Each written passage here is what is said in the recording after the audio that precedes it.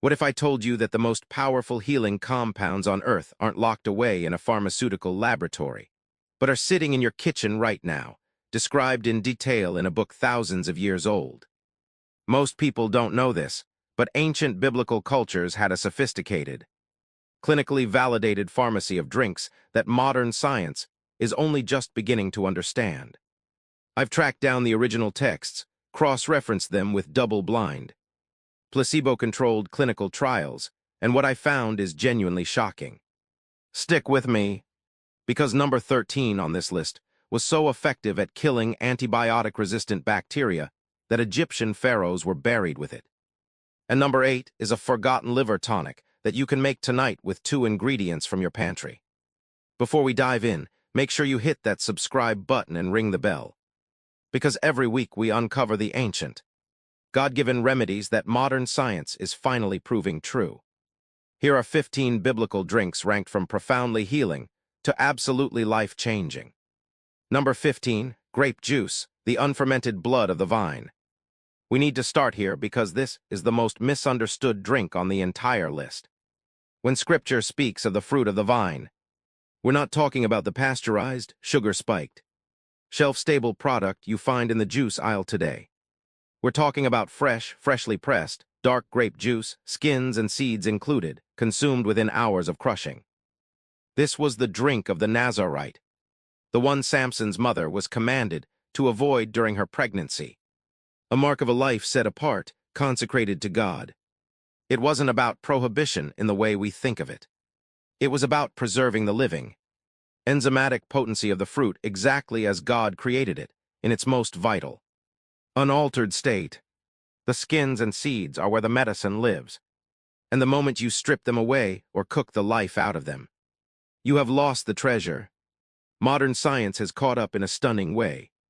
Those dark, almost black skins are packed with resveratrol and a class of polyphenols called anthocyanins. Clinical research has isolated these compounds and found they activate specific longevity pathways, the sirtuins, which are the same pathways triggered by caloric restriction. This is the genuine, edible fountain of youth, and it's not hidden in some exotic Amazonian berry. It was growing on the hillsides of Judea. Fresh grape juice outranks almost every other fruit juice in its ability to neutralize free radicals and protect the delicate lining of your blood vessels. That single-cell thick layer called the endothelium that controls your blood pressure and your clotting. Here's the traditional use. You obtain dark, organic grapes, you wash them. You crush them with your hands or a wooden pestle. You strain the deep purple juice through a cloth, and you drink it immediately, tasting the living enzymes, the slight tannic grip on your tongue, the vibrant, almost electric sweetness. We abandon this for a pasteurized purple sugar water that has lost every whisper of its original medicine, heated to temperatures that destroy the very compounds that made it sacred. Think of it as a direct transfusion of the vine's life force, a deep purple shield for every cell in your body, the unfermented essence of the fruit that God called good. Number 14, cumin water, the seed of digestive fire. In the book of Isaiah, the prophet gives a detailed agricultural lesson on how the caraway is beaten out with a rod and the cumin with a stick. This wasn't a random farming tip. It was a metaphor for discernment, but it reveals how deeply embedded this seed was in daily life. They knew you don't crush the delicate cumin seed under a heavy thrashing sledge. You use a light stick because you are trying to liberate a volatile, potent medicine without destroying it. The seed is small, almost like a tiny boat, and if you smash it with brute force, you shatter the hull and lose the precious oil inside. Cumin was so valued it was used as a tithe, a currency of the sacred offered up in the temple storehouses. The active compound here is cuminaldehyde, and modern microbiology has demonstrated its powerful, broad-spectrum antimicrobial effects. It actively disrupts the cell membranes of pathogenic bacteria in your gut, effectively weeding out the bad actors like E. coli and H. pylori, but more than that, it's a carminative. That's the clinical term for an agent that dispels gas, bloating, and that sluggish, heavy, almost painful feeling you get after a meal where you just want to lie down and unbutton your pants. It literally stimulates your liver to secrete bile. which is your body's own detergent for breaking down fats, emulsifying them so your enzymes can do their work. Here's the traditional use. You take a teaspoon of organic cumin seeds. You crush them lightly with a mortar and pestle, just like Isaiah's stick. And you smell that warm, peppery, slightly bitter aroma rising up. You steep them in near-boiling water for 10 minutes, covered so the volatile oils don't escape. You drink this warm, about 20 minutes before your heaviest meal. We now rely on chalky, bubblegum pink antacids that shut down your stomach acid and create a cascade of long-term digestive problems, including bacterial overgrowth and poor nutrient absorption. The real question is, why are we shutting down the fire when the Bible gave us the kindling? Think of it as a spark plug for a sluggish digestive engine, waking up every part of your gut from the stomach to the colon. Number 13, raw honey water, the 3,000-year-old antibiotic that cannot expire. When the Israelites were in the wilderness, God promised them a land flowing with milk and honey. This wasn't a metaphor for a nice dessert topping. This was a promise of a land saturated with a potent, natural, broad-spectrum antimicrobial. Archaeologists opening Egyptian tombs have found pots of raw honey, placed there 3,000 years ago, sealed in clay vessels in the dry desert air. And they were still perfectly edible, still glistening, still fragrant. That's not a quirky fact. That's a testament to an extraordinary biochemical weapon. Most people think honey is just sugar, but raw, unheated honey is a genuine pharmacy in a jar. It produces hydrogen peroxide enzymatically, a slow, steady release of this antiseptic compound. It possesses a low pH that makes it an acidic death trap for pathogens. And it contains a protein called defensin 1. This protein is literally named after its function.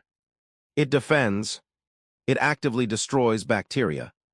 And clinical studies have shown it's effective even against antibiotic-resistant strains like MRSA, the superbug that haunts our hospitals. But there is a critical secret here, and missing it destroys the entire medicine. Honey must never be heated past approximately 40 degrees Celsius, about the temperature of a feverish body, or roughly 104 degrees Fahrenheit. When you pasteurize honey or pour boiling water on it, you slaughter the enzymes. You degrade the hydrogen peroxide, and you denature the defensin 1. You are left with dead liquid sugar, and your body treats it as such, spiking your insulin and feeding the very pathogens you were trying to kill. Here's the traditional use. You take 1 heaping tablespoon of genuine, crystallized raw honey, the kind that is thick and opaque and almost gritty, and you stir it into a cup of warm, not hot, water with an optional squeeze of lemon.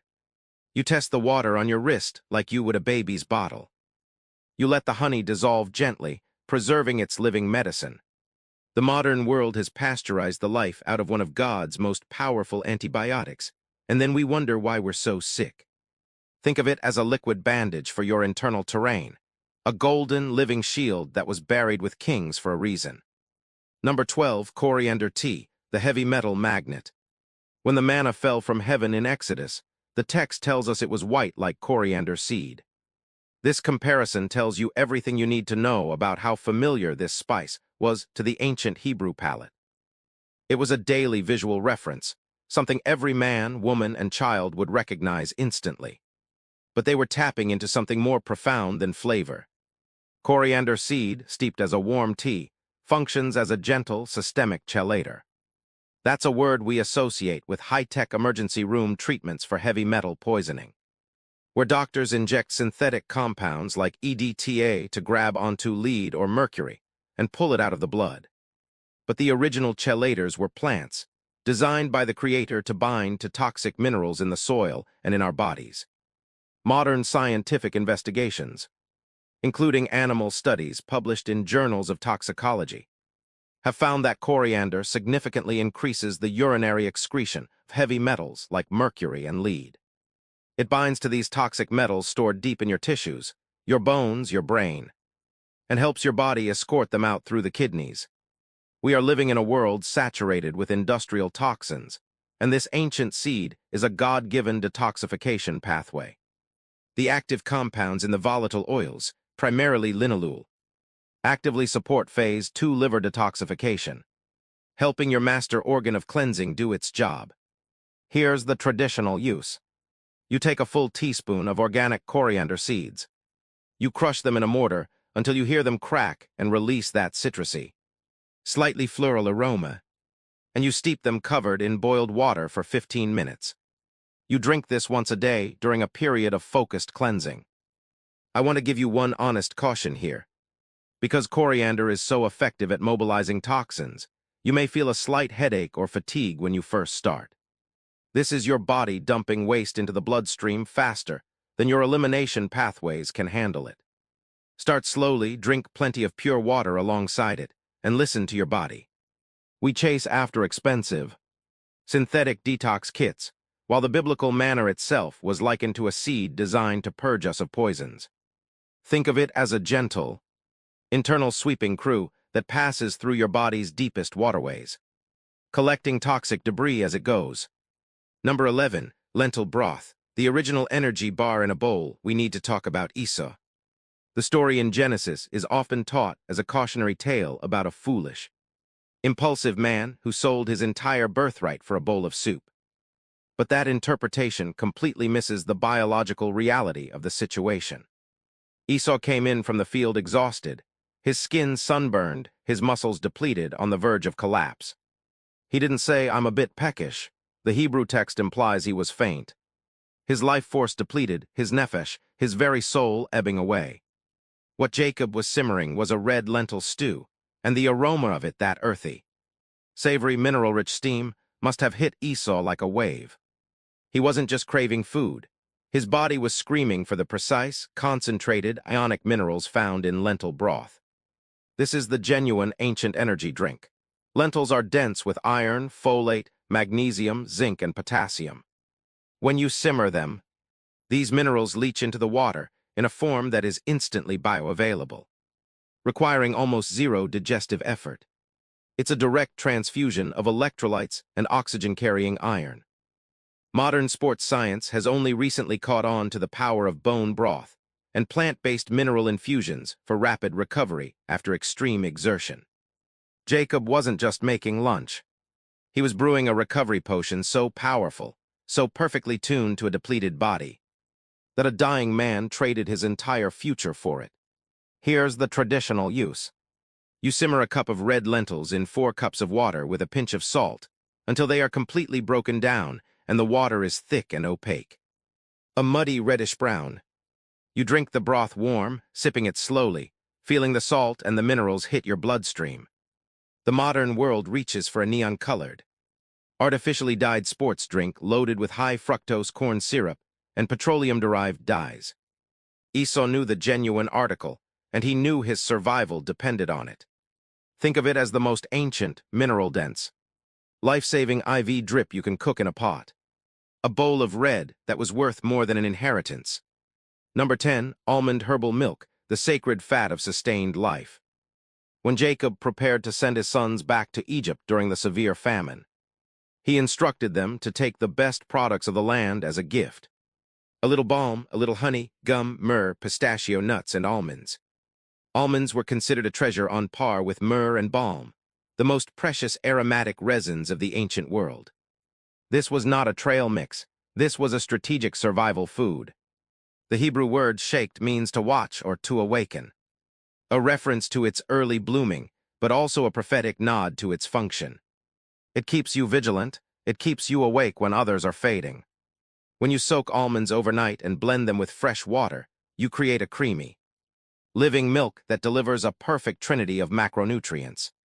The monounsaturated fats provide a slow-burning, stable fuel for the brain. The vitamin E is a potent, fat-soluble antioxidant that protects every cell membrane from oxidative damage, acting as a bodyguard for your brain's delicate fatty tissue.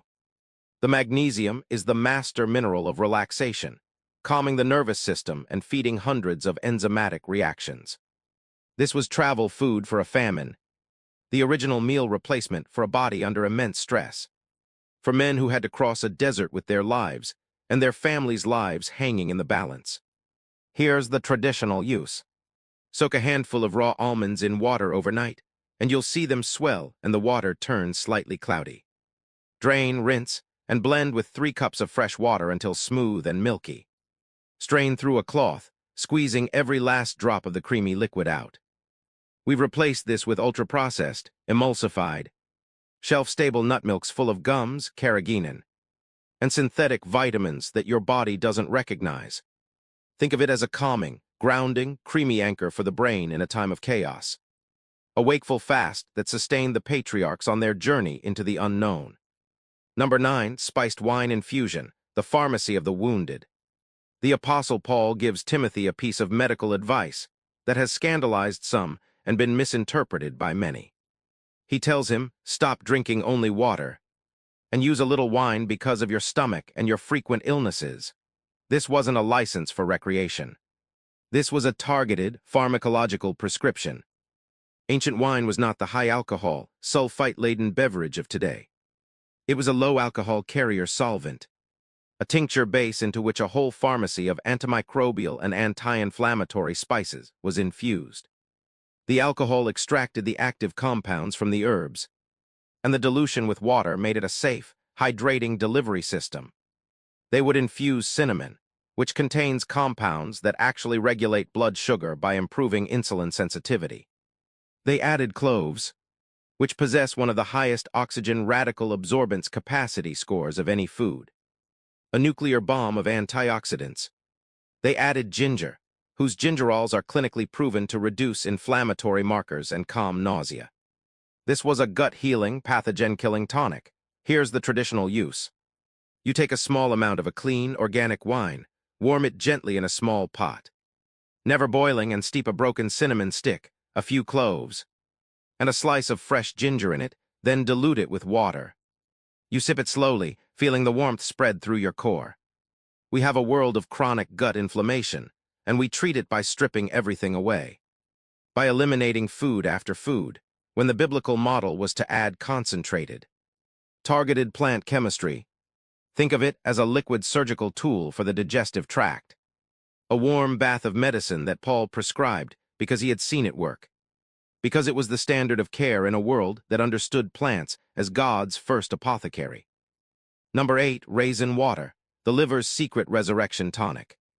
This is the one that most people have never heard of, and it's the one I'm most excited to tell you about. In the ancient Near East, nothing was wasted, and the simplest foods were understood to have profound medicinal properties when prepared correctly. Raisin water, or raisin infusion, is created by simply soaking sun-dried grapes in pure water overnight. By morning, the water has become a deeply sweet, amber elixir the color of dark honey.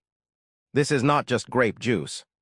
The dehydration and rehydration process concentrates specific organic acids and polyphenols that have a direct, powerful effect on the liver. Modern hepatology tells us that bitter and sour compounds stimulate the liver to produce and release bile. This raisin water acts as a gentle, natural chalagogue, a substance that literally flushes the bile ducts, cleans the liver filter, and helps your body process fats and toxins more efficiently. It's a deep, systemic cleanse using nothing but dried fruit and thyme. The natural sugars provide a rapid liver glycogen repletion, feeding the organ the energy it needs to do its detoxification work. Here's the traditional use. Place a handful of organic, unsulfured raisins in a glass, cover with pure water. Leave it on your counter overnight, and in the morning, the raisins will be plump, and the water will be sweet and golden. You drink the water first thing on an empty stomach. We've turned to harsh, violent liver flushes that stress the body, that involve chugging olive oil and Epsom salts, while this ancient tonic is as gentle and insistent as the sunrise. Think of it as a morning rain shower for your internal filter, washing away the grit so your body's engine can burn clean. Number 7, hyssop tea, the ultimate respiratory cleanser. King David, in his desperate cry for spiritual cleansing in Psalm 51, makes a strange and specific physical request. Purge me with hyssop, and I shall be clean. He was connecting a physical reality to a spiritual truth. Hyssop was the plant used to daub the lamb's blood on the doorposts during the Passover. It was the branch that lifted the sponge of sour wine to Jesus on the cross. This is a plant saturated in the most sacred events of Scripture. And the reason it was chosen for cleansing is hardwired into its chemical structure. Hyssop essential oil is rich in carvacrol and thymol, which are among the most potent natural antiseptics known to science. They are powerfully antiviral, antifungal, and antibacterial. When you inhale the steam of a hyssop tea, those volatile molecules travel deep into the bronchial passages, acting as a direct antimicrobial fog for your lungs. A traditional cold infusion, where the herb is steeped in cool water for hours, draws out the mucilaginous, soothing compounds that calm an inflamed, reactive respiratory tract. Here's the traditional use. For a lung tonic, you soak a tablespoon of dried hyssop in cold water for 4 to 8 hours, then strain and sip it slowly. It coats, it cools, and it cleans. We reach for synthetic cough syrups that simply suppress the symptom, that numb the cough reflex while the infection rages on. David asked to be purged with a plant that gets to the root of the infection. Think of it as a sacred, aromatic maintenance crew for your lungs. A plant that has been woven into the very fabric of redemption, from the blood of the Lamb to the final breath of the Savior. Number 6, mint tea, the cordial of digestive peace. When our Lord rebuked the Pharisees for their scrupulous tithing of mint, dill, and cumin while neglecting the weightier matters of the law, he was not dismissing the herbs. He said, "These you ought to have done without neglecting the others." The tithing of mint was a given. It was a daily, sacred, valued medicine. The essential oil of mint, primarily menthol, works through a fascinating, scientifically validated mechanism. It is a direct, smooth muscle relaxant. Your entire digestive tract is wrapped in smooth muscle. When you are stressed, when you have eaten something that disagrees with you, that muscle spasms, causing pain, bloating, and the trapping of gas. Peppermint oil in enteric-coated capsules is actually a standard, evidence-based medical treatment for irritable bowel syndrome. It calms the storm in the gut. But the ancient Hebrews were getting a gentler, more holistic version as a simple warm tea, a carminative that not only relaxes the muscle, but kills off pathogenic overgrowths with its inherent antimicrobial properties. Here's the traditional use. You take a handful of fresh, bruised mint leaves or a teaspoon of dried, and steep them covered in hot water for exactly 5 minutes. You inhale the steam, the cool, penetrating menthol opening your sinuses, then you sip it slowly after a meal. We pop chalky tablets that silence the acid but ignore the spasm. Think of it as a cool, soothing hand placed directly on a cramping stomach, a tithe of peace for a body in turmoil. Number 5, barley water, the cholesterol sponge and the blood sugar stabilizer. This is the drink of the common people, the fuel of the laborer. And it possesses a clinical profile so robust that the modern FDA, a secular governmental body, has actually authorized a specific health claim for it. When the young boy brought the 5 barley loaves to Jesus, he was bringing the food of the poor, yes, but he was also bringing a nutritional powerhouse whose secret is unlocked in the water. When you simmer whole barley grains in water for an extended period, the grain releases a soluble fiber called beta-glucan. This beta-glucan forms a viscous, gel-like matrix in your digestive tract. That gel acts like a sponge, trapping cholesterol and bile acids and escorting them out of the body before they can be reabsorbed. It literally scrubs your blood of bad lipids. Furthermore, this gel dramatically slows the absorption of glucose into your bloodstream, creating a flat, stable blood sugar curve instead of a damaging spike. Clinical studies have shown barley water outperforms even oat water in its effects on post-meal blood sugar. Here's the traditional use. You take 1 cup of hulled, whole barley, rinse it, and simmer it in 6 cups of water for an hour. You strain the grains and drink the opaque, milky water, perhaps with a pinch of salt. We have a billion-dollar statin industry, and the original beta-glucan scrubbing agent was simmering in the pot of the woman who baked the miracle loaves. Think of it as a gentle, internal scrubbing brush for your arteries. A poor man's drink with a king's ransom of clinical proof. Number 4, pomegranate juice, the king of all antioxidants. It is no accident that pomegranates were embroidered into the hem of the priestly garments and carved into the pillars of the temple. They were a visual representation of righteousness and fruitfulness, and the biology of the fruit explains why. The pomegranate is not just high in antioxidants, It is the king. Its juice outranks red wine, green tea, and blueberry juice in its capacity to quench free radicals. The secret weapon is a unique class of polyphenols called punicalagins, found in the peel and the white pith that leach into the fresh juice. These compounds break down in your gut into urolithins, which are now being studied for their ability to trigger mitophagy, the process by which your cells clean out and recycle their old, damaged mitochondria. This is a cellular reset. It creates new, young energy factories in your cells. It fights inflammation at its very root. This was the fruit of the promised land, the evidence brought back by the spies to show the abundance of God's provision. Here's the traditional use. You take a whole pomegranate, you crush the seeds, and you drink the deep, crimson juice immediately, getting the bitter, astringent medicine from the pith. We buy pasteurized, sweetened pomegranate juice cocktails that have lost their mitophagy-triggering power. Think of it as a deep cellular spring cleaning, a ruby-red elixir that commands your cells to take out the trash and renew themselves. Number 3, frankincense water, the anti-inflammatory that rivals modern drugs. This is not just an essential oil for a diffuser. This was a gift fit for a king, brought to the Christ child by the Magi. The resin of the Boswellia tree, when steeped in water, releases a complex of boswellic acids, the most potent of which is called AKBA. This molecule is a targeted, intelligent anti-inflammatory agent. While modern NSAIDs like ibuprofen hammer the COX enzymes and damage your stomach lining in the process, AKBA works on a different, more elegant pathway. It inhibits 5-lipoxygenase, an enzyme that fuels the fire of chronic inflammation in conditions like osteoarthritis, inflammatory bowel disease, and even asthma. Clinical trials have compared Boswellia extracts directly to pharmaceuticals and found comparable effectiveness with a fraction of the side effects. This was a sacred, edible analgesic. Here's the traditional use. You obtain a piece of pure, food-grade frankincense resin. Place it in a glass of water overnight and drink the infused water in the morning. It is a bitter, woody, sacred taste. We have a generation crippled by chronic, silent inflammation, and we reach for pills that eat holes in our guts, while the Magi placed a safer, ancient anti-inflammatory at the feet of the great physician.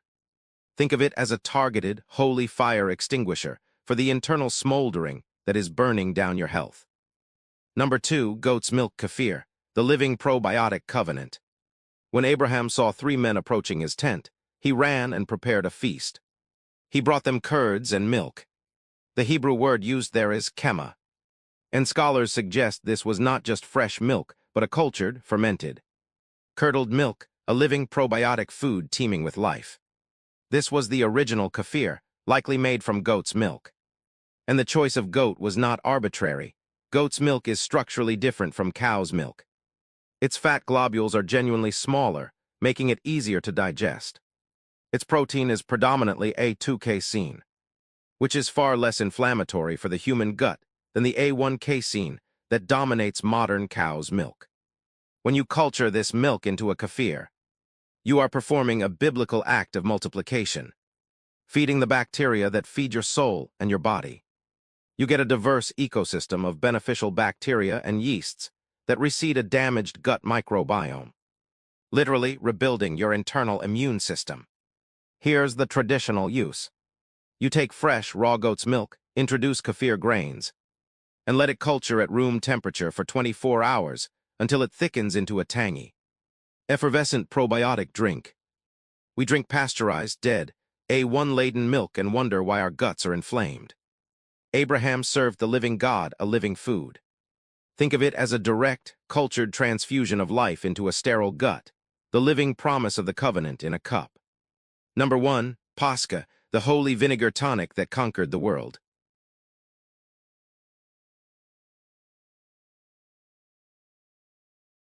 And we have arrived at number 1, the drink that built the Roman Empire and was prophesied at the cross.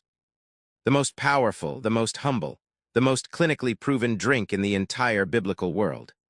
When Jesus was on the cross, he said, "I thirst," and they lifted a sponge soaked in sour wine or vinegar to his lips. That was Pascha. This was not a final cruelty. It was the standard, life-saving hydration drink of the soldier, the laborer, and the poor. It is simply raw, unpasteurized vinegar diluted with water.